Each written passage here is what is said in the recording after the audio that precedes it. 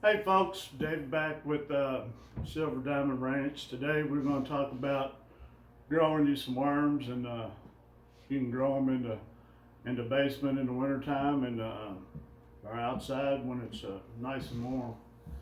Uh, red wigglers.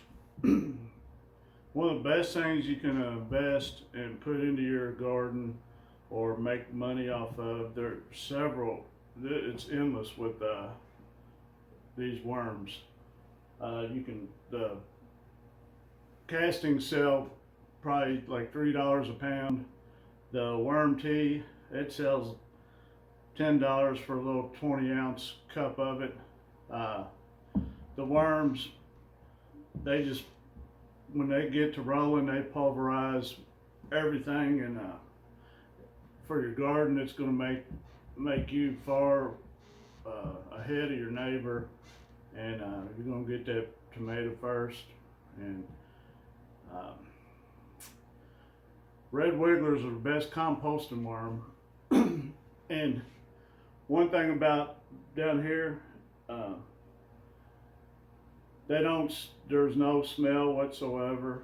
Uh, the warden wouldn't be real happy if it had any kind of smell, so it's no smell at all. The only way you get smell is when you start feeding a bunch of table scraps and they start rotting, and you ain't smelling the smell from the worms. It's just from rotten food down there. So what I do, I make my own feed, and it's a dry grain feed, and the worms love it. They reproduce double every 3 months, and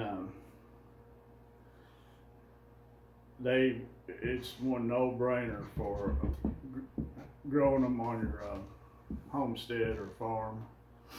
Um, I don't have no intent of selling. One of the very few things I don't plan on selling in the next year or two, because I'm going to grow this rack here, and it'll hold 7 of these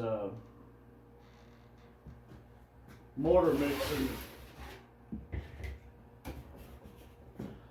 buckets. And man, if you don't got these in your workshop or grow room, or out just anytime you're messing with plants and potting, this is one of the best investments. $7.50. Um, they're tough, durable, saves on a lot of mess. What else you gonna need to get started in the worms? Well, you're gonna need something for bedding, and you can get this coconut core. Worms love it. I bought a bunch of it one time, and I'm gonna use it up, but there's no great benefit for me. Peat moss. One of the best things you can do at the end of the season, hit up some Walmarts, and I was finding these 2.2 cubic foot peat moss for $2, so I bought enough to last for quite a while. Leaves is a good medium. Paper shreddings is a good medium. And then I use one of these spray bottles, and boy, if you use one of these spray bottles, you'll never go back to the squeeze kind again. This is almost as good as sliced bread. And then you need to get you some worms. Several places to get them. I got mine from that Uncle Jim's. I think it was on the internet. And in these July, I bought 250 because I'm a tightwad and I didn't want to get a whole 2,000. And them things doubled. I was counting them in December.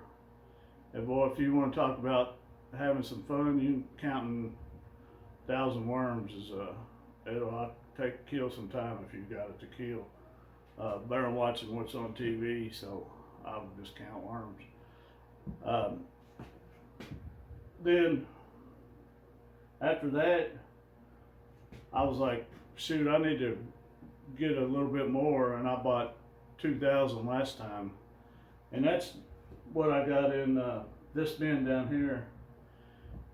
And it probably needs, I'm to the point now where there's probably 2,500, 3,000 in there. And it's getting to the point where I gotta feed every other day. And I kind of like to keep it to where I feed every 3 to 5 days. And that's the best way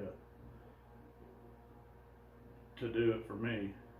So if you're thinking about getting worms going, I highly recommend it. You won't be mad. It's not a waste of money. These things are the best pets in the world. You don't even know they're there. They don't. I mean, there's no drawbacks of having them. Now my plan is, I have mulch, tree companies drop off mulch, and once I get all my bins full, I'm gonna go ahead in the summertime and I'm just gonna drop them on top of them mulch piles and let them work on them, and that way I'll have compost quicker in the garden for my own use. Well, this video here is I probably should break it up a little bit, but I'm gonna go ahead and just go start to finish, and people can watch, and I'll show you everything you need to know, and we'll get started. Okay guys, here's what you do for the bedding. You just mix you some peat moss. I got some leaves. And then your coconut coir. And this coconut coir comes in a bale. And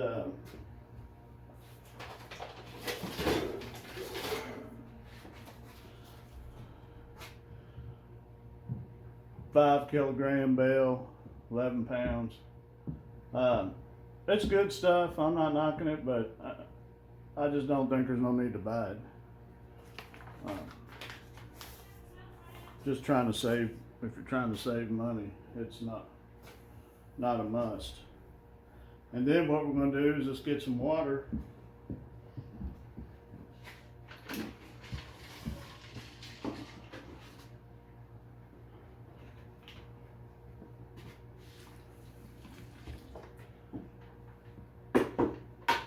Dump in some water, and you want it damp, but you don't want it sopping wet.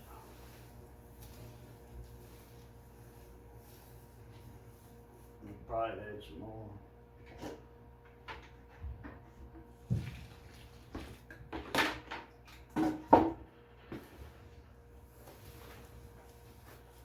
Mix all that up.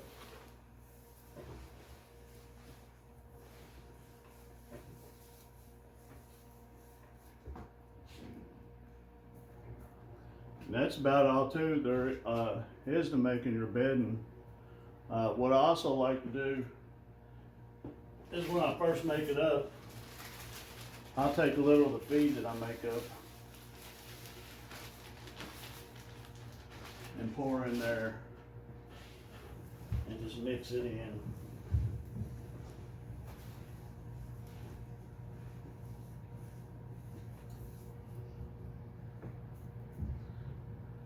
And there you have it. Now you're just ready for worms.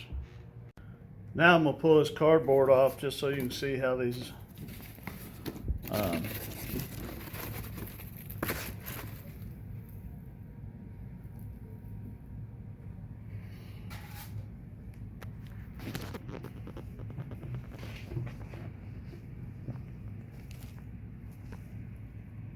I mean, just look at them worms.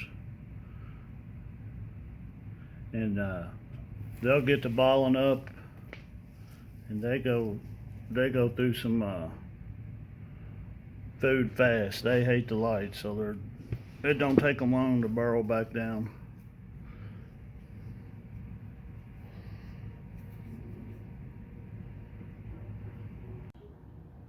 Now right now we're gonna. This is one that's full of worms, and this is one that needs some. And this has got quite a few castings in it, so we'll just harvest some castings.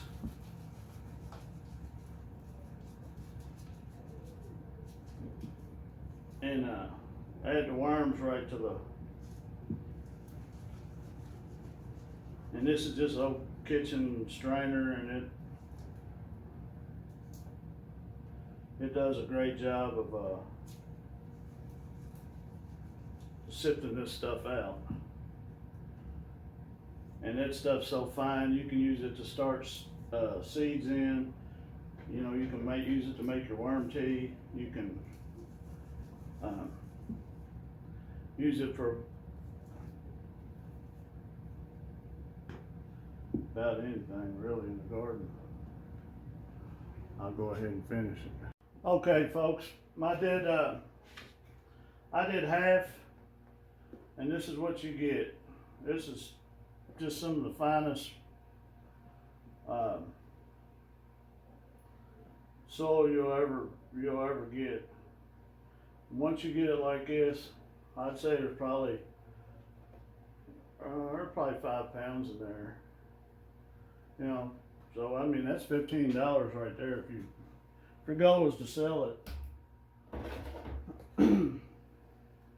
There's definitely money to be made in it.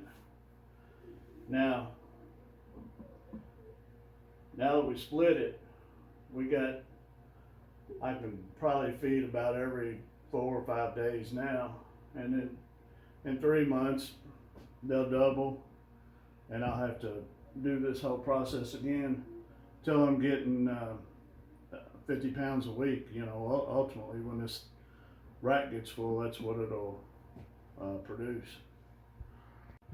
Okay, now we're going to talk about the worm tea.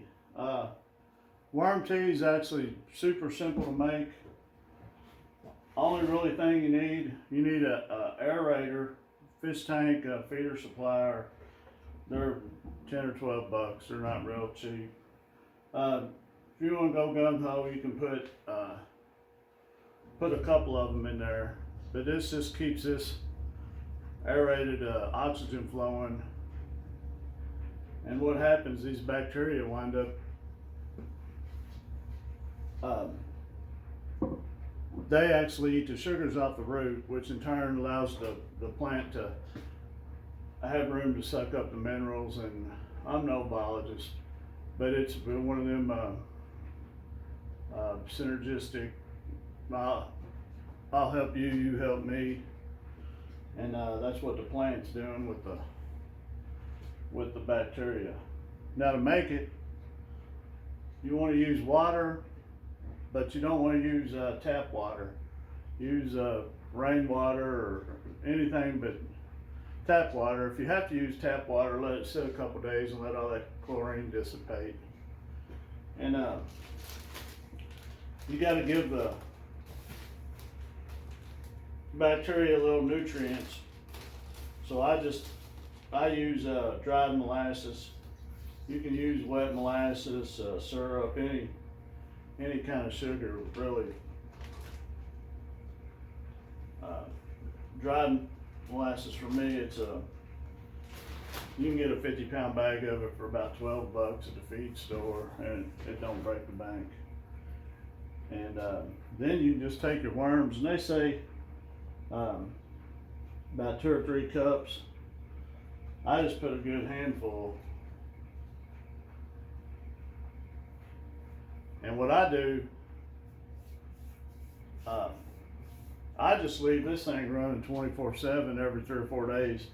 I just I'll take some more castings and put them in there and give them some more sugar to grow. And this is what I water with. I fertilize every time. This fertilizer, it's not strong. It won't burn nothing up. You can put it straight on there like this, and your plants they'll really do good. And that's the only fertilizer I try to use down here. And I feed basically every time I water. Now the last part you might want to know is what's the best feed? This is what I do. I put about a handful of leaves in there in my blender.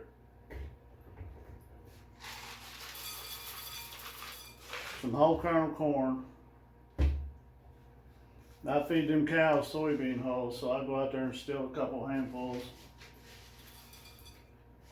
And then on the bottom of this is some chicken laying mess, and it's got calcium and some of the minerals that the worms like. And I just put it in my blender. Anyway, this is what you wind up with right here.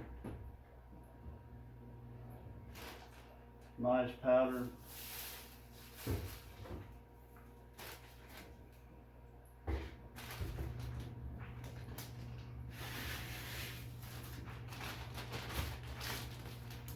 And you can make up a bunch at one time, or you can just make it up. There's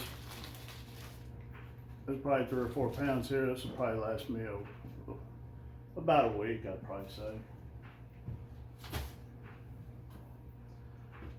Can you?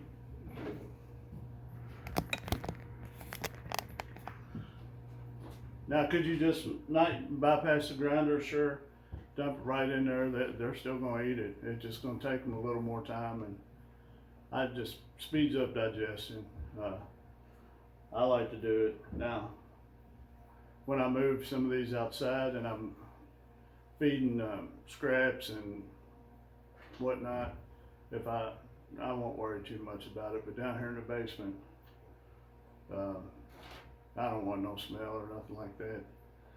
And I tell you what, folks, I think that's all basically sums up all about the worm raising.